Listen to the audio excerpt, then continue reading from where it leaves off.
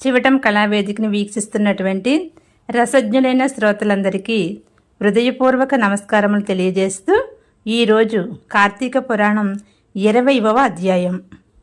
పఠనం శ్రీ చివటం సుబ్బారావు. కార్తీక పురాణం 20వ అధ్యాయం. పురంజయుడు దురాచారుడుగుట.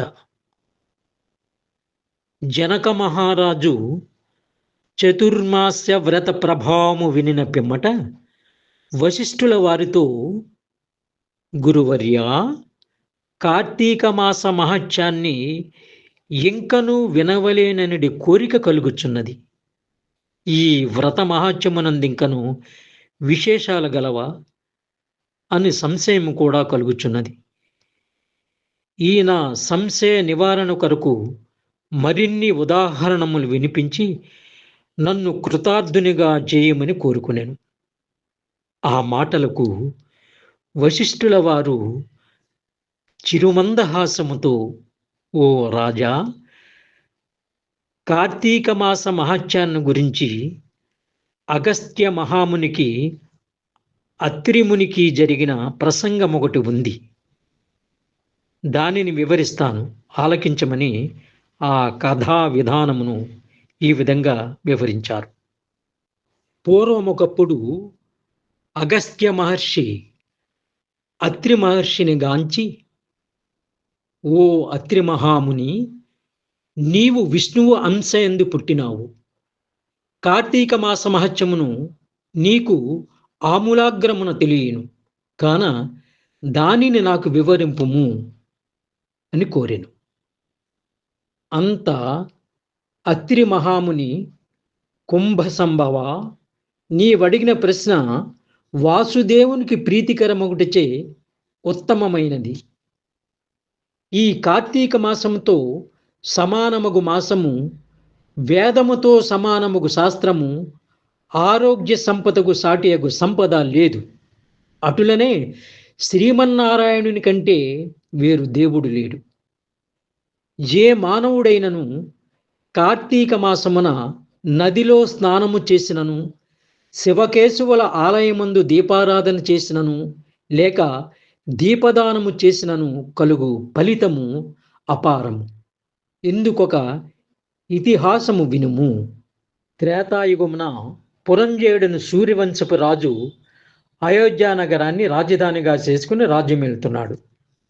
అతడు సమస్త శాస్త్రాలు చదివి పట్టాభిషిక్తుడై న్యాయంగా రాజ్యపాలన చేస్తూ ప్రజలకు ఎటువంటి ఇబ్బందులు రాకుండా చక్కగా ఆ రాజ్యాన్ని పరిపాలిస్తున్నాడు. ఇలా ఉండగా కొంతకాలానికి పురంజయుడు అమిత ధనాశ చేతను, రాజ్యాధికార గర్వము చేతను జ్ఞానహీనుడై, దుష్టబుద్ధి గలవాడై, దయాదాక్షిణ్యములు లేక దేవ బ్రాహ్మణ మాన్యాలను లాక్కొని పరమ లోభి అయి చోర్లను చేరదీసి వారిచే దొంగతనాలు దోపిడీలు చేయిస్తూ దొంగలు కొల్లగొట్టినటువంటి ధనాన్ని సగము వాటా తీసుకొనుచు ప్రజలను భయభ్రాంతులను చేస్తున్నాడు. కొంతకాలానికి అతని దౌష్ట్యములు నలుదిక్కులా వ్యాపించాయి. ఈ వార్త కాంభోజ, కొంకణ, కళింగాది రాజుల చెవున పడ్డాయి.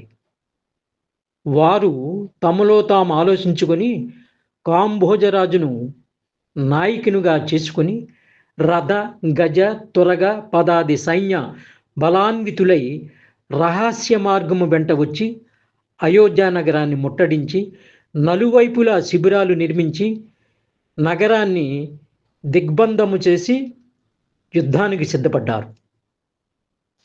అయోధ్య నగరమును ముట్టడించిన సంగతిని చారుల వలన తెలుసుకునిన పురంజయుడు తాను కూడా సర్వసన్నద్ధుడై ఉన్నాడు.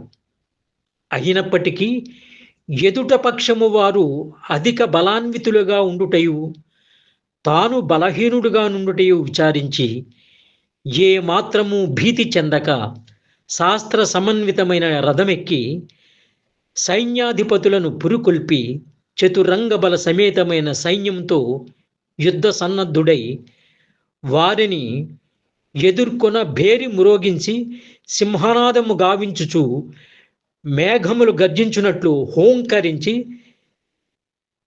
శత్రు సైన్యాలపై పడ్డాడు.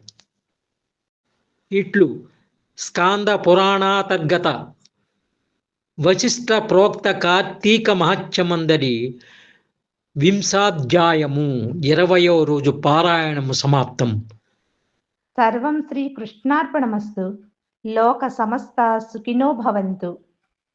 మా చివటం కళావేదికను ఎంతగానో ఆదరిస్తూ మమ్ము ప్రోత్సహిస్తున్న మీ అందరికీ పేరు పేరున ప్రత్యేక ధన్యవాదాలు తెలియజేస్తున్నాము. మా ఛానల్ని సబ్స్క్రైబ్ చేసుకోండి, లైక్ చేయండి, షేర్ చేయండి. మీ అమూల్యమైన సలహాలను కామెంట్ బాక్స్లో తెలియజేస్తారని ఆశిస్తూ ధన్యవాదాలు.